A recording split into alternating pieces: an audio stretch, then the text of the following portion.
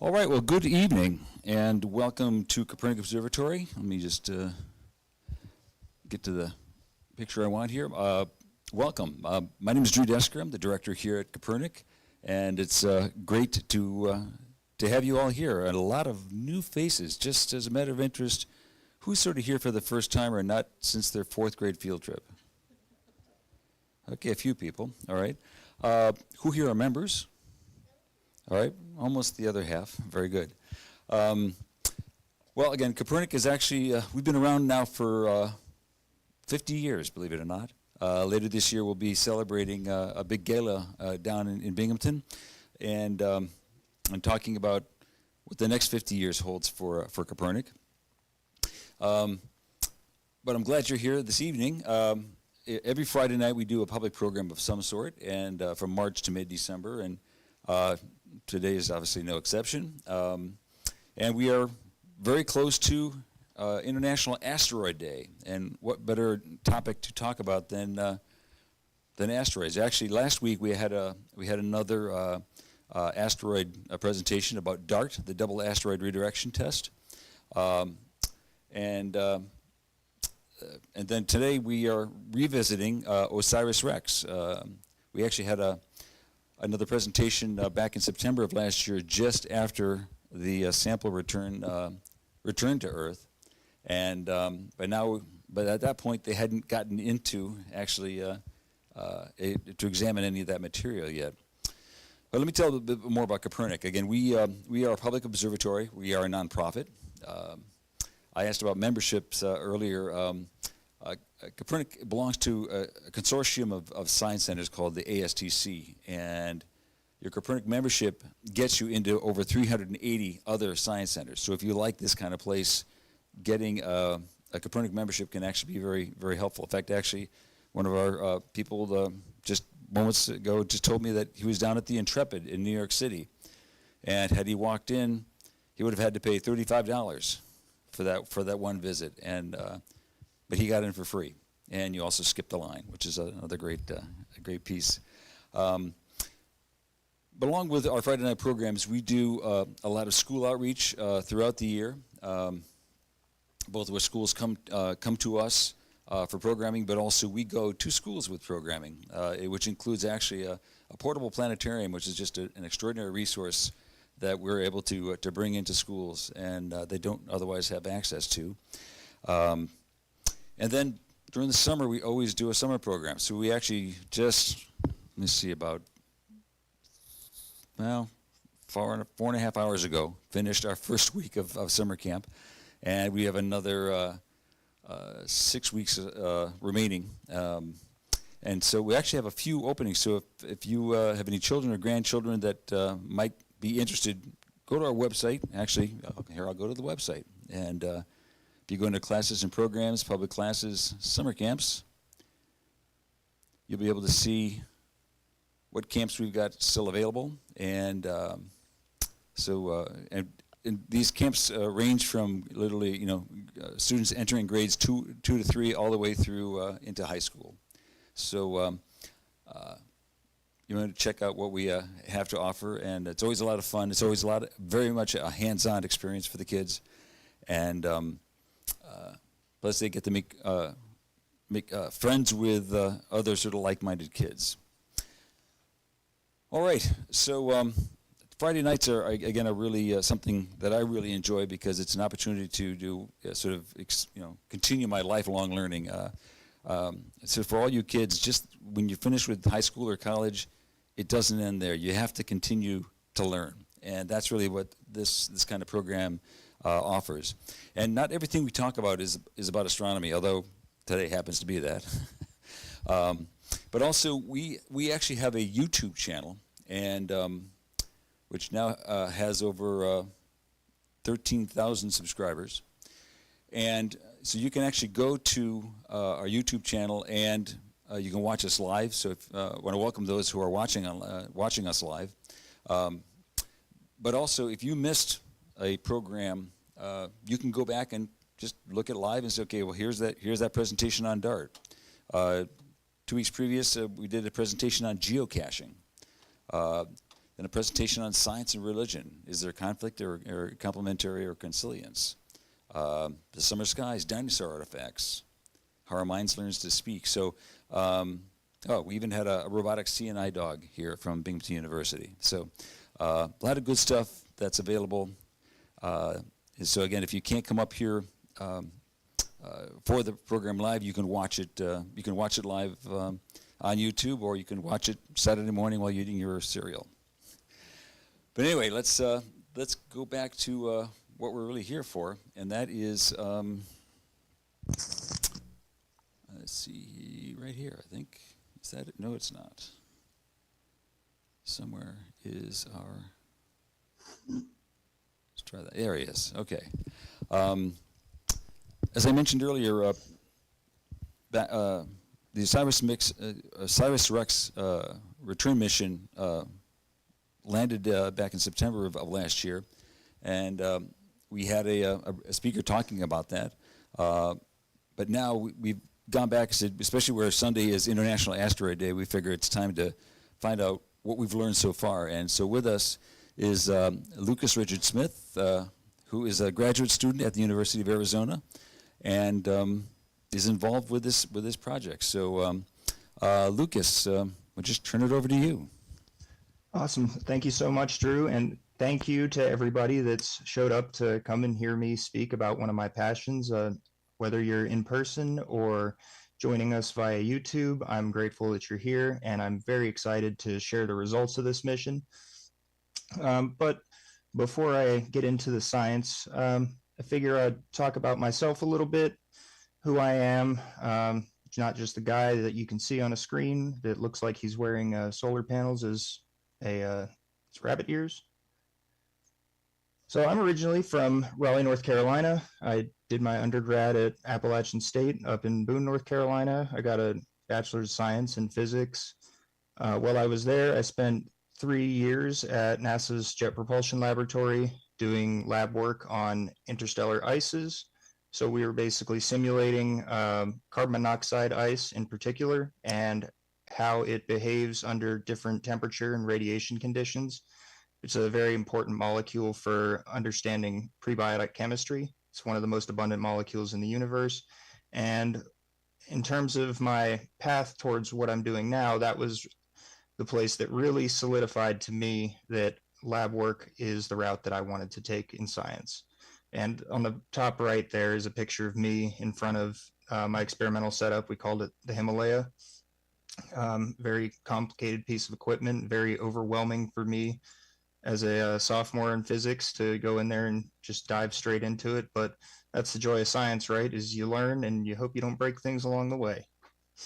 So now I'm at University of Arizona's Lunar and Planetary Laboratory. I'm just about to start my 5th year in the PhD program.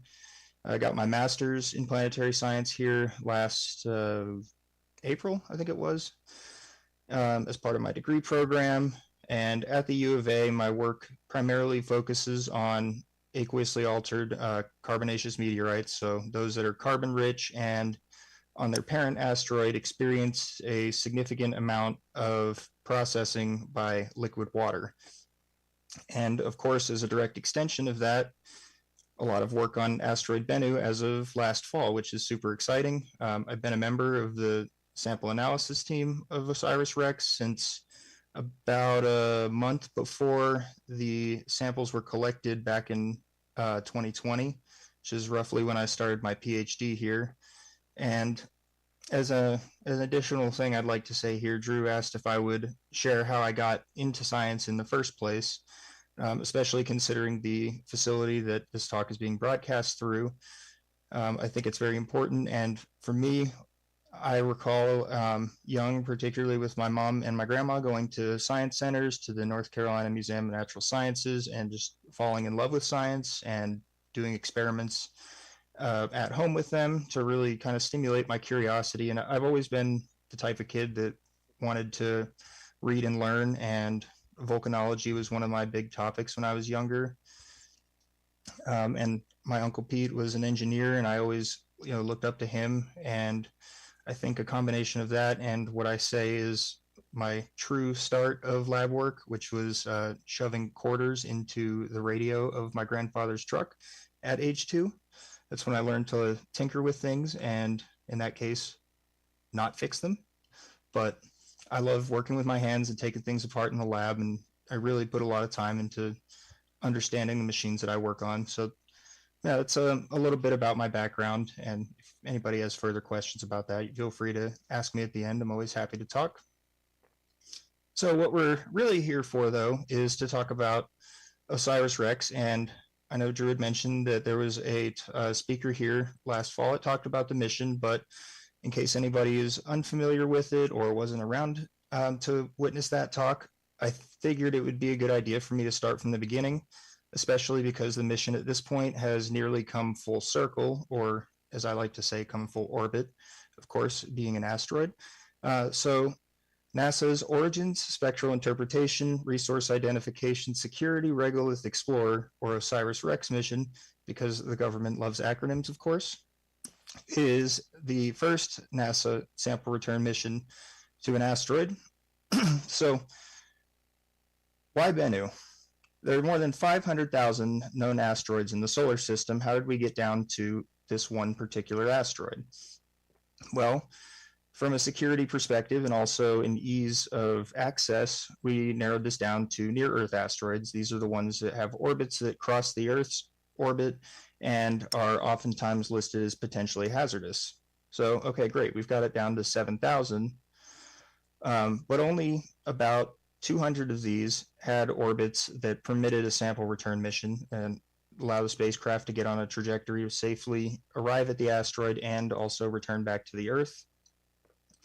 And of these, we wanted a larger asteroid, particularly greater than 200 meters. This serves two purposes. One, the security part of the OSIRIS-REx acronym is from a planetary defense perspective. So the DART speaker last week, the Double Asteroid Redirection Test, is a planetary defense mission to test how you can possibly avoid a catastrophic impact.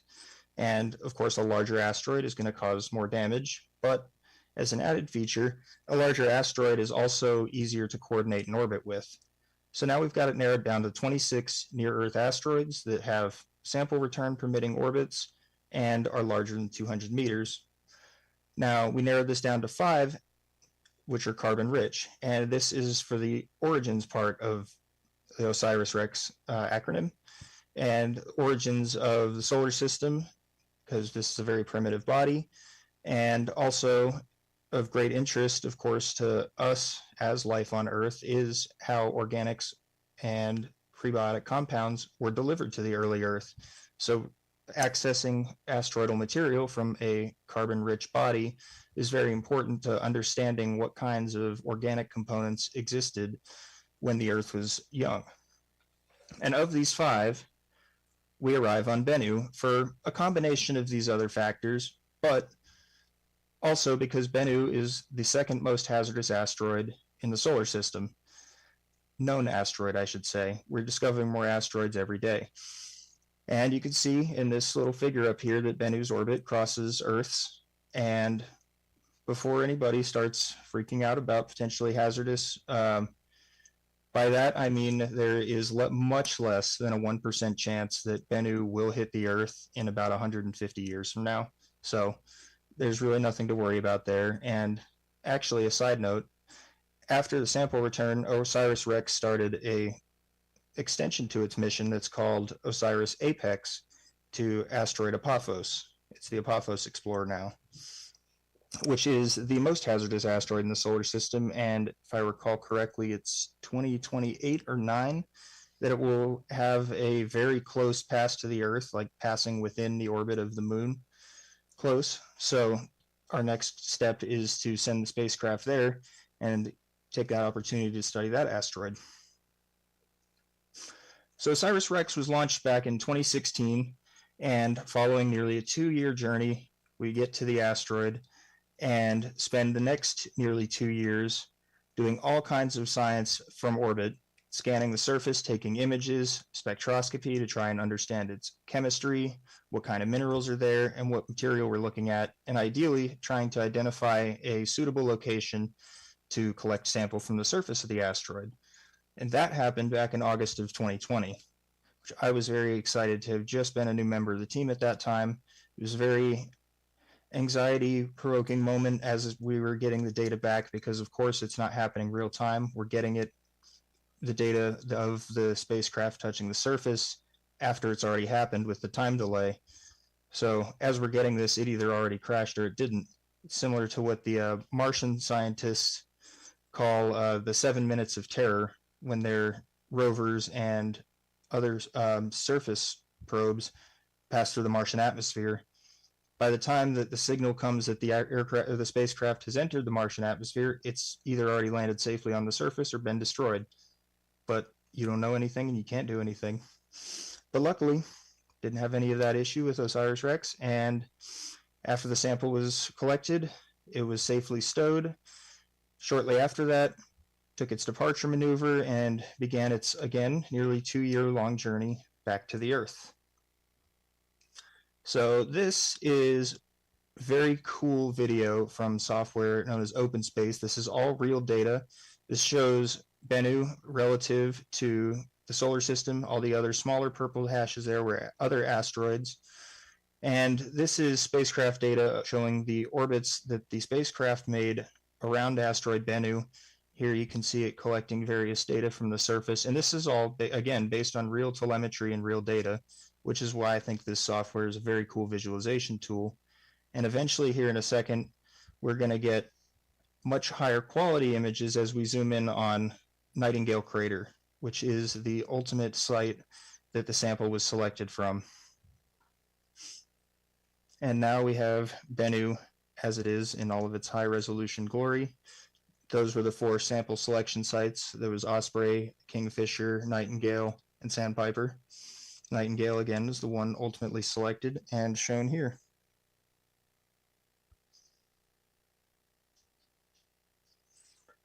Well, a little bit about the spacecraft itself. So, in order to get information from the surface of the asteroid, OSIRIS-REx was equipped with a variety of instrumentation and cameras. And these included wide field, narrow field cameras, infrared spectrometers, X-ray spectrometers, and a whole variety of other navigational equipment.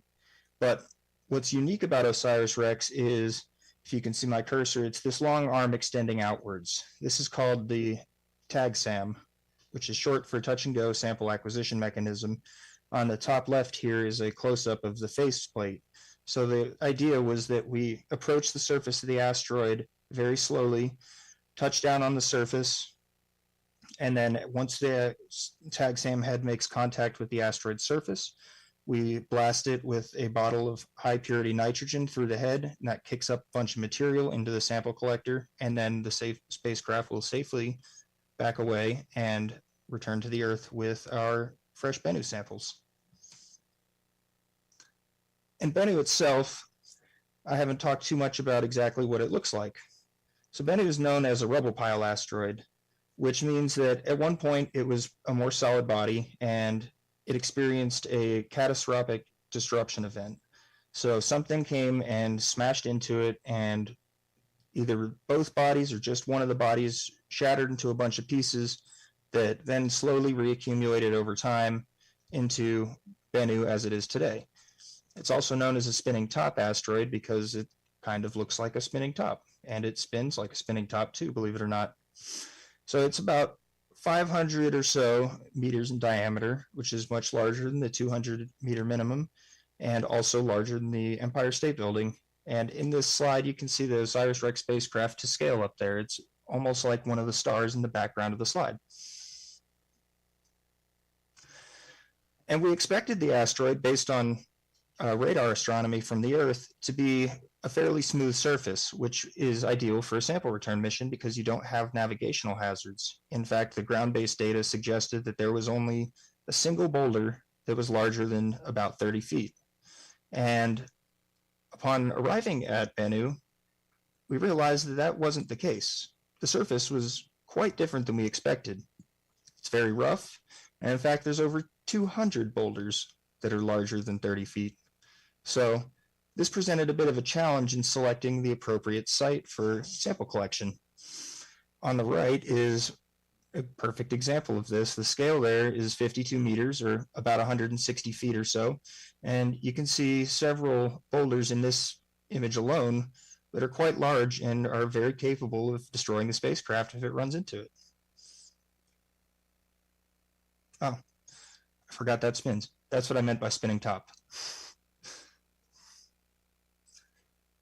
So we selected Nightingale Crater as the sample site, as shown here on the right, and it's, for the most part, fairly clear.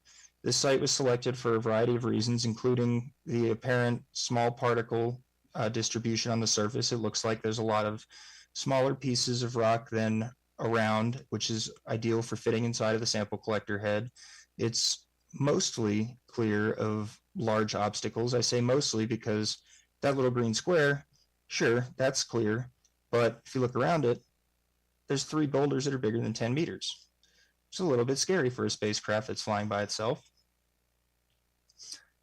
And this is to scale of the spacecraft inside of that crater. So there's not really a whole lot of wiggle room there in case something goes wrong. I like this visual a little bit better because it gives you an idea relative to your standard parking lot. That blue ring is the safe zone. Anything outside of the blue ring is not good. And you have about 15 feet or so on away from where the sample was actually collected before the nearest, 15 meters, so about 45 feet away from the nearest hazardous boulder. Now, that's fine if you're driving a car, but if you're driving a $2 billion spacecraft that's being controlled remotely and really flying itself, it's quite nerve-wracking to trust that everything's going to work out. But of course, the great engineers at Lockheed Martin and NASA have figured out a way to get everything working out. There were several rehearsals, and all of them went off without a hitch. And on the day of the actual sample collection in October of 2020, the spacecraft lowered itself down to the surface. You can see on the right, and you have that very dramatic moment when the nitrogen kicks off and everything just gets blown away. I'm going to play this video on the left side of the screen now. This was a simulation of what we expected to happen for the sample collection. I think this was actually taken in reduced gravity settings on NASA's Vomit Comet aircraft. So you can see now the nitrogen's coming out, material starts to get kicked up, put into the sample collector head. And that's what we expected to happen, is just to touch the surface like on the left, maybe go down a few centimeters, but not too much. In reality, we actually went down about 30 centimeters, or about 14 inches or so, because the material was so loosely held together. And in fact, if we didn't fire the reverse thrusters, we calculated that the spacecraft would have continued its way through the entire asteroid and out the other side if the material stayed the same, which is quite shocking, but also entertaining to think about. So we have some 3D data here now. It shows Nightingale Crater, and it's going to switch to a colored heat map in a second here, and the blue indicates the actual dent in the surface of the asteroid, secondary crater, that was left by a sample collection of itself. So you can see that this actually had like quite a significant effect on the surface of the asteroid, which again is very surprising to us. We weren't expecting it to be this loosely held together. But being a potentially hazardous asteroid from a planetary defense perspective, to have such a loosely held together body that's the second most hazardous, it's kind of a good thing.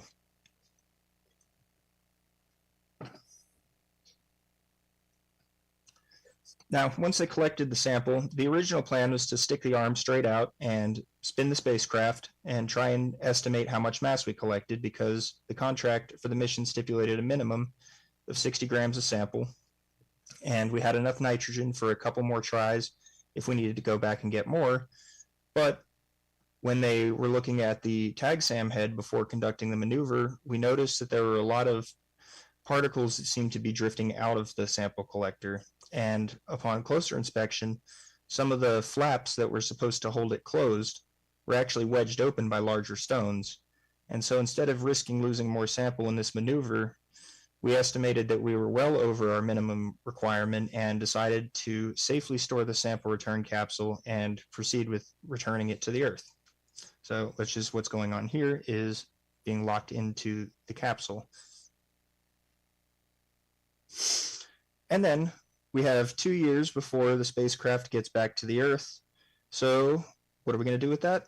Well, of course, we're going to take all of the wonderful data that we got in orbit around Bennu, and we're going to try and make predictions about what we expect to find in the samples once they do get to Earth. So we, based on the TAG-SAM head and its capabilities of collecting stones, as well as the stones that we could see on the surface when we were collecting the sample, we expected particles to range from what we call submicron, so it's very small, it's a 1,000th of a millimeter, so fine dust, upwards of a little more than an inch, inch and a half. We expected multiple, what we call in cosmochemistry, lithologies, which basically means different rocks or different types of rock and textures. Some we expected to be similar to a lot of meteorites that we are familiar with, the aqueously altered carbonaceous chondrites, particularly the Ci and Cm chondrites. I'll talk a little bit more about those when we get into the results. We also expected some igneous material, so melted material that solidified, and it to be non-chondritic, which means it's not like a chondrite. Chondrites are meteorites that did not melt, versus achondrites did melt. We also expected to find a lot of properties that are entirely different from what we've seen in our meteorite collections, due to this being a pristinely collected material from the surface of an asteroid. It doesn't have to deal with any kind of effects coming through the atmosphere with heating or any time spent on the Earth's surface, contamination.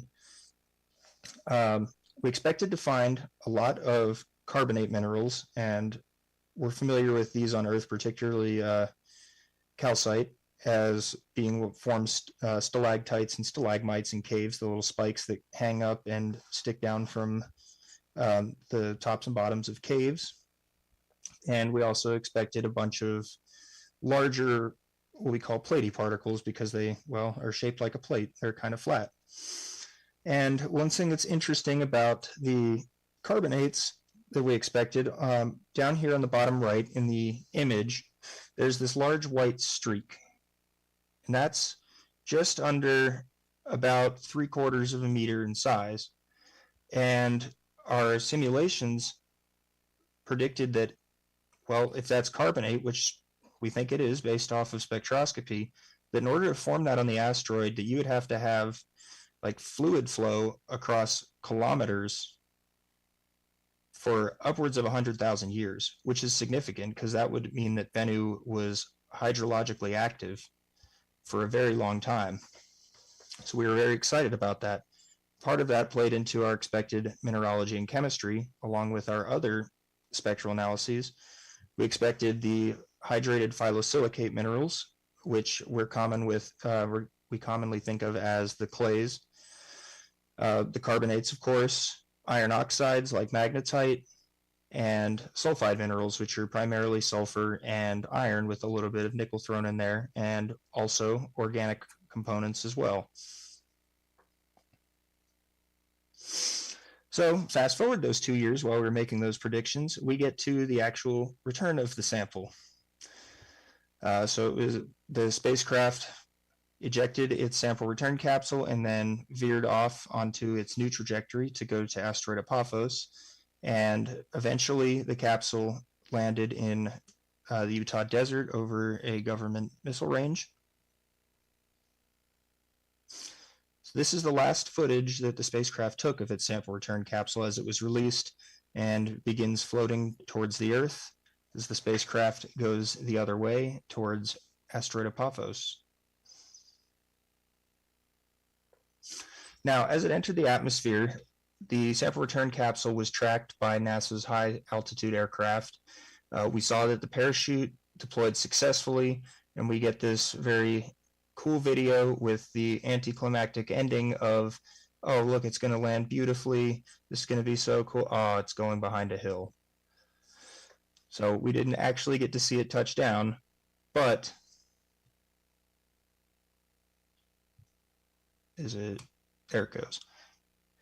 Sorry, it wasn't changing slides for a second, but it did land upright, successfully, unharmed, undamaged, and it was quickly set upon by the recovery team in their helicopter. So they picked up the sample return capsule and flew it over to a temporary clean room that was set up in the field, where it was taken apart. The tag sandwich, shown on the bottom right as it's opened, was packaged up and purged with nitrogen to keep it pristine and unaffected by Earth's atmosphere, and flown on a military C-17 aircraft to Johnson Space Center in Houston, Texas, for curation and disassembly. So here it is, arriving on the 25th of September at the Johnson Space Center. On the left, it's being unloaded, and then in the middle, it's being wheeled into Building 31, where curation is housed. And on the bottom right are a few of the Quick Look team members that were going to be the first to look at samples, and one of them is my advisor. He's the third from the left. Once it got into JSC, they put it inside of a nitrogen glove box in a clean room, and the curation staff worked very, very hard to get this taken care of as quickly as possible, because we were all so excited to get to see what the samples look like. And this was the first picture that was taken and released of the tag SAM head. So you can see all of this fine black powder on the exterior, which is stainless steel. And that's all extra sample. We were extremely excited to see this. That's a good sign. That means that we probably hit our goal. And this material was quickly collected and distributed to the Tiger team, we call them. They're the first to look at it, and they were doing very quick, non-destructive analyses to get results back to the team and to the community and public within a few days to a week of the capsule arriving in Houston. So once it was all collected, this is the official handoff of the first sample for Quick Look from curation on the right to the PI, Dante Loretta, on the left. And the Quick Look team very quickly, pun intended, went to work analyzing it with optical microscopes, electron microscopes, X-rays, infrared spectroscopy, and my personal favorite as far as data goes to look at for all of these on the bottom right is X-ray computed tomography, very similar to the CT scans that people get in hospitals. The sample was distributed on these little glass dimple slides, and here it is under an optical microscope. And you can see it's very, very, very dark, which we expected. That's what the carbonaceous chondrite meteorites are. They look a lot like charcoal. There's also a lot of bright flecks and reflective materials in there as well. And turns out that the reflective materials are these iron sulfides, and I'll show some very cool pictures of those in a few minutes. But from the X-ray data, we were able to get an idea of what, for the most part, is Bennu made of. Well, it turns out it's about 80% of those hydrated phyllosilicates, the clay minerals, which means that Bennu is still a very wet asteroid. There's a lot of water in it, and I don't think we have an estimate that's been released yet on the water content, but for reference, the most similar meteorites are between 10 and 20% by weight water. So it is certainly very wet, and there's a lot of history with water on asteroid Bennu. And the other major components that we see these iron sulfide minerals, which are also very indicative of aqueous processes, those involving water. Same with the magnetites, iron oxide, and the carbonate minerals as well, like the stalactites, stalagmites we see on Earth, also formed by water processes. So in addition to those primary phases that I mentioned there, a little bit of more detailed analysis revealed something that was very unexpected. And those are magnesium sodium rich phosphate minerals. And these are unexpected because they're practically unheard of in meteorites, but they're everywhere in Bennu. I will also talk a little bit more about that, but that was very surprising to us. Of course, we found the carbonates that we thought we were going to look for. We also found a lot of smaller phases that make up a considerably lower percentage of the bulk sample. These included unhydrated silicate minerals, oxides, sulfides, halides, which halite itself is sodium chloride. We're familiar with that as table salt. Additional phosphate minerals that are calcium rich, those we do find in meteorites and also a lot in samples of the moon. And then phosphide minerals, which are generally rare in meteorites as a whole, but particularly rare in aqueously altered meteorites. So we expected to find some, but we didn't expect to find a ton, and we didn't. And now I get to show the cool pictures of these minerals. So on the top row, we have different types of the magnetite, the iron oxide. So we have these spherules, the small little pearls that surround the spherule on the top left. These are called rhomboids, which, if I recall correctly, is French for raspberry. Somebody please correct me if I'm wrong in the questions, and please don't hold it against me. To me, I always think of those as couscous because the first time I ever saw magnetite rhomboids in a sample, it was past my lunchtime and I hadn't eaten yet. So they always look like couscous to me. In the middle, we have some larger magnetites that appear to be filling a vein, which this was very exciting to us because this would also indicate some sort of large-scale fluid activity if you have a bunch of products of aqueous alteration being deposited inside of cracks and veins within the rocks.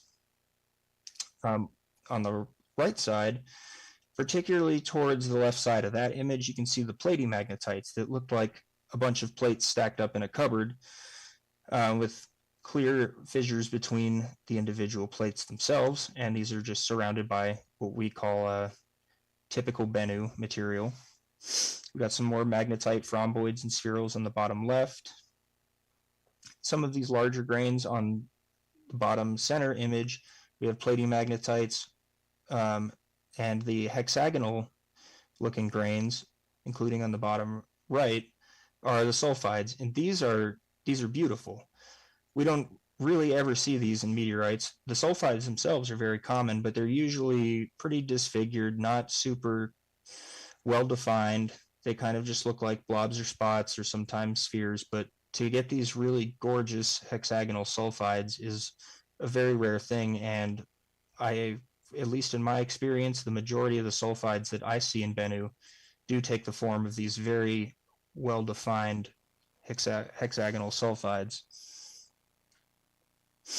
We also found organic matter, which for the origins part of the OSIRIS-REx acronym, we're very excited about. We have diffuse organic matter, something we call IOM, which is short for insoluble organic matter.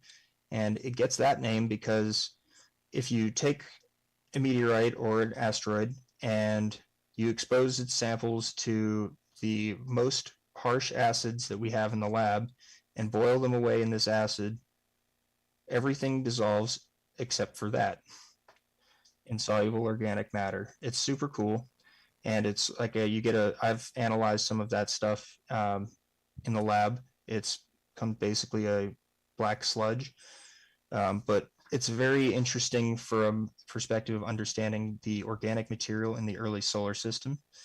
So on the left is a diffuse example of that. We also get on the right what we call carbon nanoglobules. These are spheres of carbon that we still don't really understand a lot about. We've known about them for about 50 years in meteorites, and we expected to find them in Bennu. And what they are is basically a shell of carbon that either contains organic compounds inside of it, contains nothing inside of it and is just more carbon, or it contains silicate minerals. And one of the things that a lot of people in the mission are studying is trying to figure out how these form and how they relate to the other organics and what role they might play in bringing organics to the early Earth. So now I've talked about the general minerals that we see. I'm going to now share with you, before I click play on these videos, my favorite data to look at. This is the X-ray computed tomography, XCT data, like the CAT scan. It allows us to take slices step by step and go through the samples and the rocks without damaging them, and then reconstruct a 3D view of what they look like. So now I'm going to push play, and you will see It's going to go around. You can see inside of it on the right, and the one on the left, it's going to go through and zoom the slices so you can see the insides. The brighter grains here are those sulfides that we see. We can use this data and isolate certain brightnesses that are associated with specific phases to see what's going on inside without actually causing any damage to the sample. So those are the hexagonal sulfides that we were seeing. And this is all inside of the sample without actually going inside of the sample. Those are personally my favorite to look at. Because I wanted to play them again. And that was all done in Houston in the first 5 days or so. And then I get a text from my advisor saying that, hey, I just got back to Tucson. I got Bennu samples. And I was immediately on my way to the lab because I wanted to see this for myself. We weren't expected to get samples for a few months, but considering everything, like the amount of sample that we had, they decided to send some quick look sample back to the U of A, where we have additional instrumentation that they didn't have on hand at Johnson Space Center. So we get back to Tucson. We have optical microscope on the left. That's my advisor. And then there's me in the center. I was using an instrument called a focused ion beam. And what we do with this is we basically will cut out a little sliver that's much thinner and shorter than a human hair and pluck it out of the center of the sample and use it to look. We use that for a type of electron microscope that is so precise and high resolution that we can actually get down to the atomic level and see individual atoms. And on the right is an example of a different kind of electron microscope. That's one of my committee members, Dr. Tom Zega, looking at some Bennu samples in there. Now the quick look samples, those are all very great and exciting, but those are all collected on the outside of the sample collector head. So what do we have inside now? So we have a lot of the larger stones, and the first step to getting the tag SAM open, this isn't even the inside of the sample collector head. This is technically on the exterior. We got to get all of this sample out. And this is a lot of very valuable science that we've got here. So the curation team was going in there, basically a spoon, but not a typical spoon, of course, and scooping all of this out and placing it in trays, sorting it based off sizes and locations, and taking a lot of high resolution images to allow the team to begin to select what we wanted to look at. And just from the exterior, and also they would wedge the mylar flaps open and stick the spoon in to get stuff out from the inside, because some of you may have heard that there was an issue. One of the screws was jammed and we couldn't get it off to actually disassemble the tag SAM head and see what was inside at first. So we had to go through the spoon and scoop out what we could. And just off of that alone, we got 70 grams of material, which beat our minimum by 10 grams. And at that point, they decided, okay, we already passed the minimum, so we know we're good, and we know there's more sample in there. So let's take a step back. Let's put the tag SAM head in storage for now. We can try and figure out how to open it, but now that we have the minimum sample available, let's start trying to get this out to the science team for more analyses. And of course, eventually, they did figure out how to get it open by designing this very fancy screwdriver just for this one specific task, because anybody who's familiar with NASA knows how good they are at improvising and coming up with unique and creative solutions to solving problems, which is one of the things that I've always loved about science, is just having that sort of freedom to target and take down a problem that you encounter. It's a very satisfying feeling when you do, and just the challenge alone brings me a lot of excitement and joy. But they did eventually get it open, and that's what was inside still, all of that.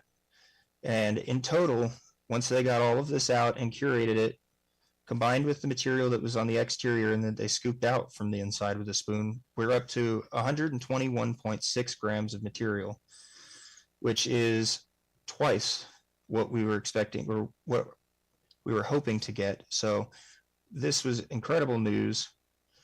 Oh, I guess there is sound on this video. What do you know? Well, this is just going to zoom on the inside of the tag SAM head, give you a close-up of all the particles of Bennu that are settled around, some smaller, some larger.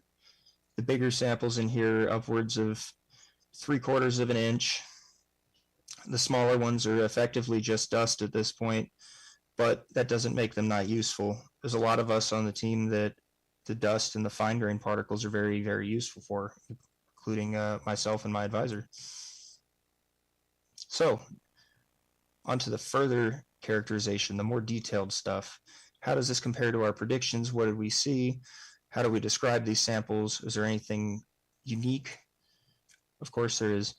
So on Bennu itself, there are a lot of boulders that have unique shapes, textures. You can see these are significantly darker than the surrounding material. They're more lumpy, or in geologic terms, we call that hummocky.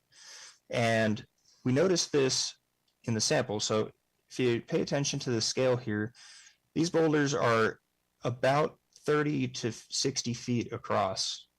So they're huge. But in the sample, we see very, very similar looking material at the centimeter scale. So we're calling this the hummocky morphology, or the hummocky lithology.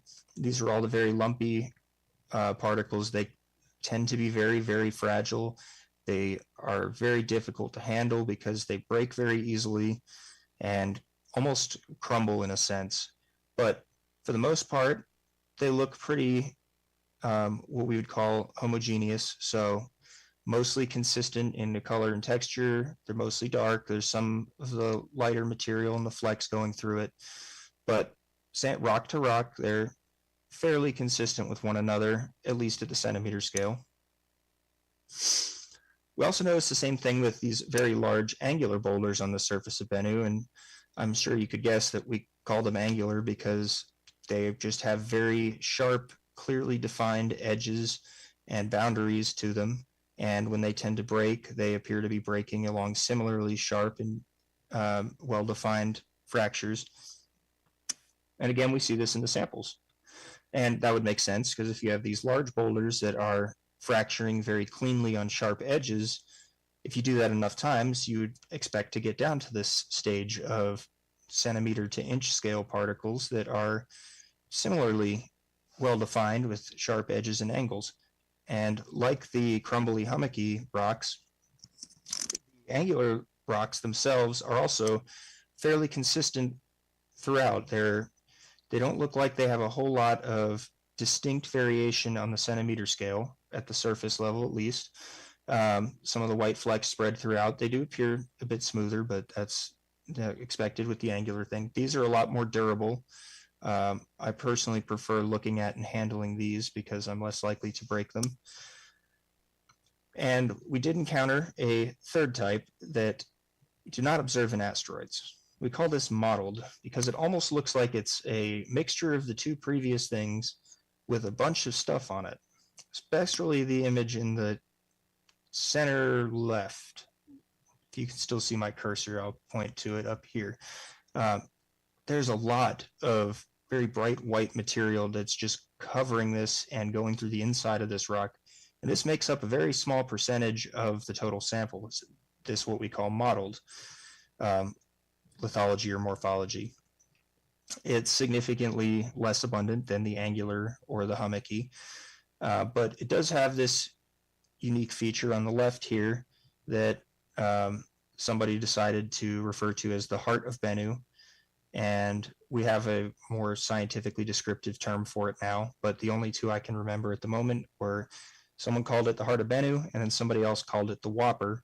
And I don't know if that's because they just went to Burger King or not, but your guess is as good as mine. This is a general idea of what the rocks are looking like under the microscope and how they compared to what we saw in the asteroid itself. So naturally, what was very interesting to us is this white texture on the outside of the mottled lithology. On the left, there's a much better, higher magnification digital microscope image. So this is just a light image of one of the mottled rocks. And we see this material over here, and this is also fairly fragile. On the right side is when it was put into an electron microscope. And you can see the same rock, but a piece shattered off and fell next to it on the carbon tape. And the texture is just as distinct and weird in the electron microscope as it is in the optical microscope. And it's much more consistent in color in the electron microscope. And what that means is that because this type of electron microscope image gives you contrast between different things based on its mass, how heavy it is, since it's all the same color, we know that that material is all fairly consistent and similar, and it's spread all throughout the sample. So now, what is this stuff? You zoom in even further, and it doesn't get any more obvious. It's just, it's more confusing and strange. We've not seen stuff like this in meteorites. It almost looks like it's been dried out. It's like split up and fractured. It's, if you've ever been out in an area with a lot of clay after it's been really wet and then gets really hot and sunny, you see all the fractures through the clay. That's what this reminded me of, is dehydration fractures, because you have the water escaping. And it's resting firmly on top of this rock on the left, and this was the interior face of the whole rock that had broken off. It runs into the other side with material growing over it, so we know it's not something that just grew on top. It was actually growing inside and through the rock. And this is what I was saying earlier, is the most surprising thing we've encountered so far, is this magnesium sodium phosphate that we just never see in meteorites. And so on the bottom, what we have are element maps, so silicon, oxygen, magnesium, phosphorus, and sodium.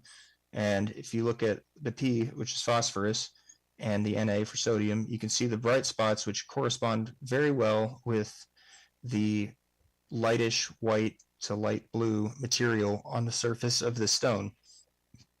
So all of that stuff, it turns out, is a phosphate, and the fact that we don't see it in meteorites, but we see it in such great abundance in Bennu, is very surprising to us. And also the fact that it was dehydrating like it was and looked like it was fracturing. It's amorphous. We're still in the process of trying to figure out exactly what it is, but one of our best guesses right now is, since Bennu samples didn't experience the heating or the ram pressure that meteorites do when they enter the atmosphere, and we still see this kind of dehydration and how fragile these are. I was the first to look at some of these magnesium phosphates in a transmission electron microscope, and if you look at it for more than a few seconds close up, you're burning holes straight through it and destroying it. They're very, very fragile material. So one of the running hypotheses right now is, okay, maybe this stuff is in meteorites before they enter the atmosphere, and they just don't survive to the Earth. It's one of the benefits of having a sample return mission, is we get to address those kinds of things, what might have existed before you have to deal with heating and ram pressure and weathering on the Earth's surface. We also did a lot of spectroscopy, because the spacecraft carried spectrometers with it, so they'd measure how different wavelengths of light reflect off the surface of the asteroid. And when we got the samples back, we made a lot of comparisons in the lab using spectrometers. And for the most part, it's about what we expected. You do see some differences in here, particularly the thick black line, which is the Bennu sample. It looks like it's at a much steeper angle than the rest. And one thing that's important to consider here is the particle size does play a significant role in how the spectra turns out. But what's important to look at mostly are the dips and peaks. So this particularly sharp dip here, for example, is indicative of water, or OH, and the OH part of water, rather, that is. And we have smaller dips over here that are organics. So that's the main reason why we have this slope difference relative to the bulk asteroid, because on the asteroid itself, from orbit, we're looking at things that are a meter or larger, but in the lab, we're looking at particles that are 1/100th of that size at most. One of the big things, of course, was chemistry. What's it made of? What elements go into asteroid Bennu, and how does it compare to meteorites, to asteroid Ryugu samples, which the Japanese Space Agency brought back with their Hayabusa 2 mission, and those returned shortly after the sample was collected from the surface of Bennu. Ryugu is a very similar type of asteroid. So this is a very complicated plot to look at, even if you're in my field, if this isn't what you're particularly an expert in doing. But the thick black line across the bottom here belongs to a class of meteorites that we call the CI chondrites. And everything is relative to the CI chondrites. And we do this because the CI chondrites themselves chemically are a very close match for the composition of the sun. And because of this, we say they're chemically primitive. They very much represent the material that the solar system formed from and didn't go through a lot of chemical changes. So it's some of the earliest and most pristine primitive material in a chemical sense from the early solar system. And Bennu is a very, very close match for the CI chondrites. As you can see here, the purple diamonds going across very close to the black line. Of course, you have some things that are peaks and dips, but you'll even have that with individual measurements. So this is what we would consider to be a very close match for CI chondrites, and for the most part to asteroid Ryugu as well, which agrees with our predictions that the material that we would be seeing is similar to the CI and the CM chondrites. And to get a little bit more into the chemical sides of things, so oxygen has what we call isotopes, which it's still oxygen, but different numbers of neutrons. So carbon-12 to carbon-14, how they do carbon dating, similar concept, but oxygen has 3 of those. And it's one of the easiest ways to classify materials in the solar system. And meteorites in general, they have their own distinct groups. So we have the CM chondrites here, which is a major class of the carbonaceous meteorites. We have asteroid Ryugu. For reference, where 0 and 0 is on the X and Y axes, so right about here, that's the Earth's oxygen isotopes. So Bennu falls up here. We have the CI chondrites here, which chemically Bennu is very similar to, and asteroid Ryugu, which is very, very similar to a CI chondrite in a lot of ways. Tarda and Tagish Lake, the yellow squares and diamonds, I think those are actually, and the orange diamonds, those are 2 what we call ungrouped meteorites because they don't fit into any known classification very well. But both of those are very similar to Bennu from a perspective of oxygen isotopes. So Bennu is falling right up here, right in line with Tarda, which was very exciting for me because I had been spending most of my time during the preceding 2 years working on that meteorite, and it is my favorite to look at in the lab. So seeing that it was very similar to Tarda was very exciting for me. We see similar things with nitrogen, carbon, and hydrogen isotopes. We see that Bennu is very different from the CM chondrites, but is kind of over here with TL, which is Tagish Lake, and Tarda, which they're very similar to each other, and Ryugu. They kind of form this little group here. So we're starting to see that Bennu is in a lot of ways resembling these 2 ungrouped meteorites, and to some degree the CI chondrites and asteroid Ryugu, but it's also at the same time distinct, which is exciting because as much as we wanted to have a good match for certain meteorite groups, so we can say, oh, so we know now what kind of asteroid these meteorites come from, having something entirely or slightly different at all is exciting because that gives us something else to look into and consider. And lastly, unfortunately, I can't give out a whole lot of additional information on the organics because the organics working group is in the process of getting a paper released right now. So most of the information on amino acids, which are the building blocks of proteins, is under embargo by the publisher. But if you're interested in those, I would definitely keep an eye out for them. What I can say is that we did find a lot of amino acids, including the amino acids that are important for life on Earth. And this was a type of mass spectroscopy that measured some of the organic compounds that were in the asteroid. These I can talk about. It's mostly the amino acids I can't. These are all what we call polycyclic aromatic hydrocarbons, which is a lot to say. We just call them PAHs or PAHs. They're basically rings of carbon that are attached to each other by different things. And it's one of the basic structures that makes up a lot of organic material. So in addition to the insoluble organics, we also see a lot of these volatile organics. A lot of these we're familiar with on the Earth, are in various compounds and chemicals that we can buy in the store. All right, so how did we do? We got all of this information so far. How does this stack up with what we were expecting?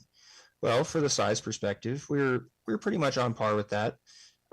Mostly submicron to 3 centimeters, nothing too much larger or smaller than that. Well, it's harder to get to submicron, below submicron, but the multiple lithologies, yes, we did see that, particularly the angular rocks versus those crumbly mottled rocks. And some of these we expected to be similar to the altered heavily by water CM and CI chondrites. Okay, we saw that, more so CI than CM, but we saw some of both. We did not see, at least not officially yet, some of my work. I'm in the middle of working on this, and I think I have found some, but I'm not going to say for certain yet because it's still a work in progress. The non-chondritic and igneous, so the materials that formed from heat and melting. We did not definitively see any of those. Did we see some properties distinct from known meteorites? Yes, we certainly did, especially in the case of those magnesium phosphates that we just don't see at all in meteorites, and also the abundance of those very beautiful hexagonal sulfides. We didn't see the large carbonates that we were expecting, though. Based on those large white streaks, like I'm going to again draw your attention over to the right side, the white streaks on these rocks that we predicted based on spectroscopy were carbonates, and would suggest the large-scale fluid flow.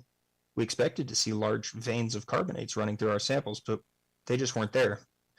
Carbonates were there, but they were very small in comparison. And one of the things that we're considering now is, were those actually magnesium phosphates on Bennu and not carbonates, which the magnesium phosphates we also think formed from fluid activity. But it's one of the great things about science is if you get something wrong, that's sometimes just as exciting as getting it right. Because if you get something wrong, you get a chance to go back and try again and rethink your opinion or your thought process, revise your hypotheses, and possibly discover something that you wouldn't have considered otherwise. And as far as the specific minerals we expected, yes, we found a lot of the hydrated clay-like minerals, small carbonates, not the large ones, the small ones, the iron oxides, magnetite. And I know you're probably tired of me saying this, but the beautiful, I cannot emphasize how beautiful they are to somebody who works on meteorites, hexagonal sulfide grains, and the organic materials, both the carbon rings that I just showed on a slide or two ago, or the insoluble material. We found both of those. So for the most part, our predictions were on point, but on top of that, we also were wrong in a few places, which is good because in that case, some of those things led to very fascinating insights like the magnesium phosphates. So I will just quickly go through the slide to summarize everything, and then I would be more than happy to take questions from people both online and in person. So we did see the multiple lithologies, the very sharp angular rocks and the crumbly hummocky ones. The material is very, very hydrated or aqueously altered. It's very similar to the type 1 carbonaceous chondrites, we would say. Type 1 indicates very altered. It's mostly those hydrated clay-like minerals, which would make sense considering the state of alteration. The iron oxides, sulfides, little carbonates, of course, those very surprising and intriguing magnesium sodium phosphates, and then a bunch of other smaller phases that we to some degree expected to see and others we didn't. The smaller phosphides that are rare, the oxide minerals, other silicate minerals. So, also there is now a public display. I'll go back to the summary slide for questions to give people a ponder, but the Bennu samples are now on public display at the Smithsonian. This little hummocky stone here, it's about a centimeter across, is selected and put inside this clamp of silicate glass. I think it's around the lunar sample that they have on display there as well. Oh, now we have footage of this going around. Maybe I'll leave it on this slide. It's more exciting to look at. So thank you all very much for listening. I hope everyone appreciated my talk, and I would love to take some questions. All right. Well, this is outstanding. Again, I really appreciate you taking the time to share all this. And again, I guess my background is actually I'm an engineer, and just to see what some of these tools can do is just extraordinary. I guess I'll start with the question is, when you sort of compare the results of the actual sample from Bennu to what was expected based on the whatever instruments you had on the on OSIRIS-REx itself, do you think that will inform future missions as to sort of recalibrating those sensors, or is that useful data that when you compare the two? Absolutely. I love that you're taking the engineering approach there. That's very, very useful, of course. And I think it's because we were able to get, for the most part, a pretty spot-on idea of what we were seeing in the sample, at least given the consideration of scale that you can achieve from orbit. I think that it was a very positive indicator that we made the right choice with the instrument selection.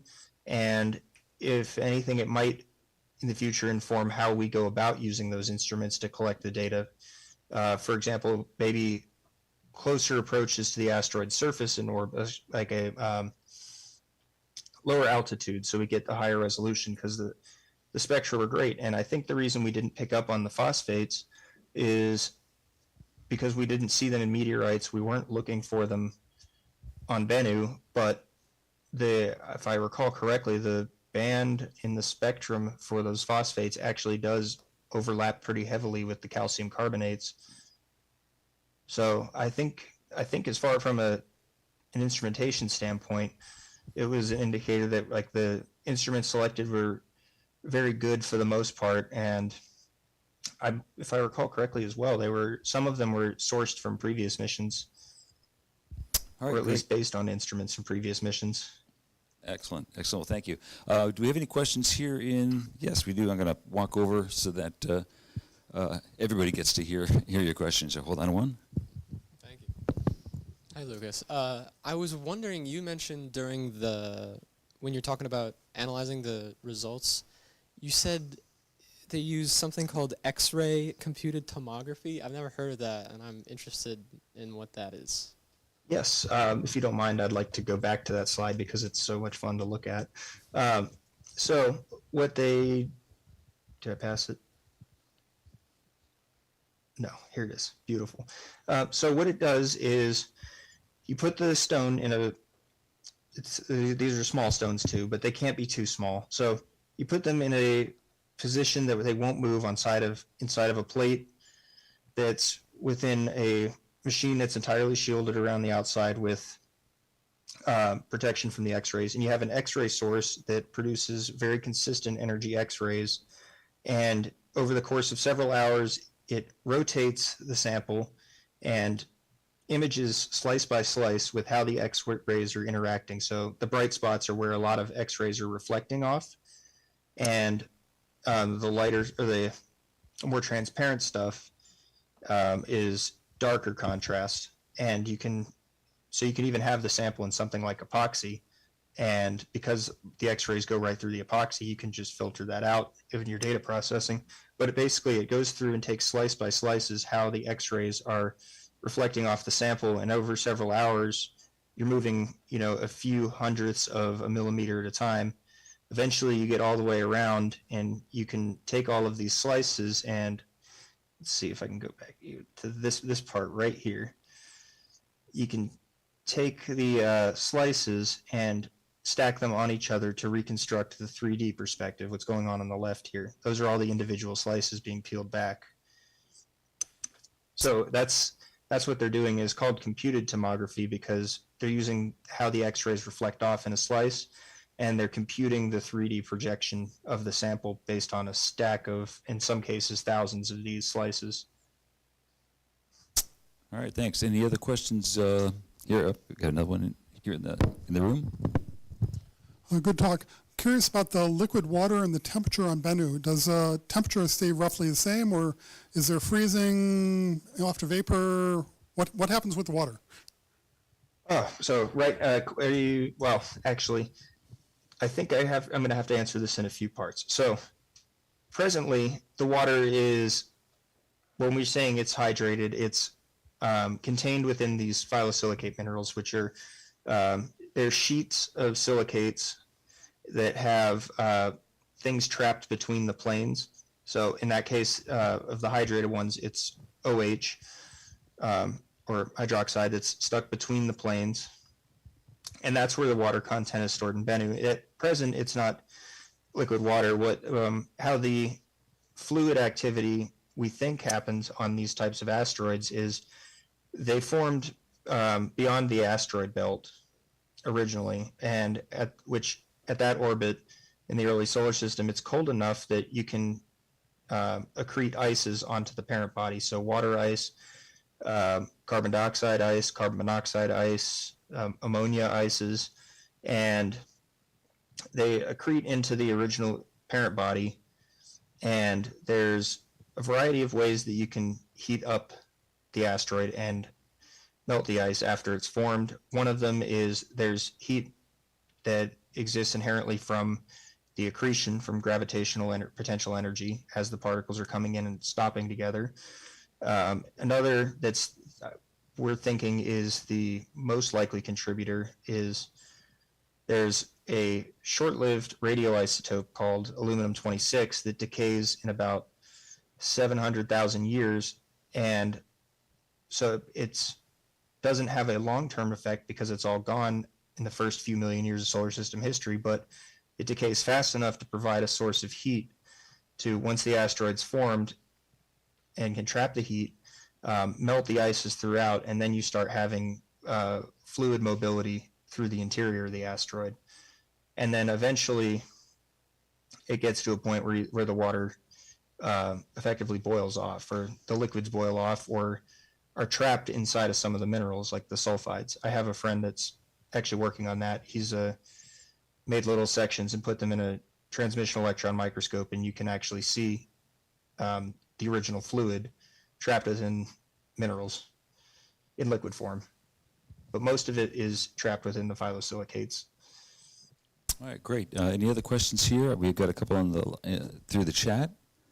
All right, we'll go to those.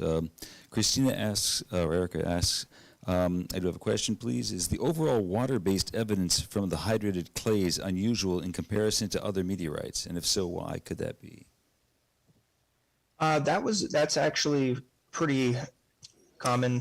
We have a lot of the carbonaceous meteorites, at least a significant number of those have experienced some degree of water-based processing, the aqueous alteration, and in particular the meteorites that we expected Bennu to be related to experienced a lot of it. And in one case, one of those meteorites, it's actually the reason why the CI chondrites are called CI chondrites, the meteorite Ivuna.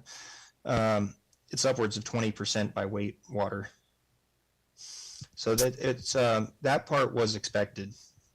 We did expect to find a significant amount of water, but we don't have an official estimate of the water content yet in Bennu.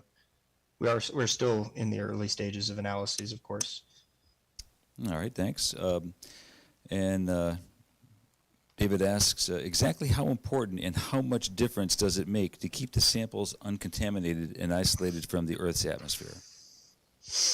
That is an excellent question. I'm so glad somebody asked it. So we actually have a test set up for that, because they were briefly exposed to the atmosphere when it landed for less than a minute or two, but that's not much, and they were still mostly under the nitrogen pressure. That's why it was such a rush to get the recovery helicopter out there and into the clean room where it was connected to flowing nitrogen. And all the samples in curation are stored in a freezer under liquid or under flowing nitrogen, basically as cold as it is on Bennu's surface. And the idea being that if they keep like 50% of this material that's entirely off limits for 50 years, in the future, when better techniques are developed and new instrumentation comes out, they can then release those samples for the next generation of scientists to look at in greater detail. In fact, they just did the same thing with Apollo samples, ANXA, Apollo Next Generation Sample Analysis. They just released a new batch of Apollo samples, or a fresh batch. But one of the tests of this is, that's a question that we didn't really know how to answer at first. Like, what exactly is real in meteorites and what's not in some cases? So we have a test going in my lab right now where there's just a little chip Bennu that's it's inside of a small shoebox that has holes in it and a screen so that like dust doesn't get in there, but it's just exposed to the atmosphere. And we take it out every week and image it in the digital microscope and do rough chemical imaging in the electron microscopes. And our goal is, after a year or two, if we make a time lapse of this and see how it's changing, because on meteorites we know that sometimes you'll have growths on the surface if it's a weathered meteorite of like salts or carbonates forming from terrestrial CO2 mixing with the minerals. So that's one of the things that we're trying to establish, but based off of the magnesium phosphates that we're finding that look dehydrated but we don't find in meteorites, we're thinking that it's pretty important to maintain that degree of cleanliness with the sample. All right, very cool.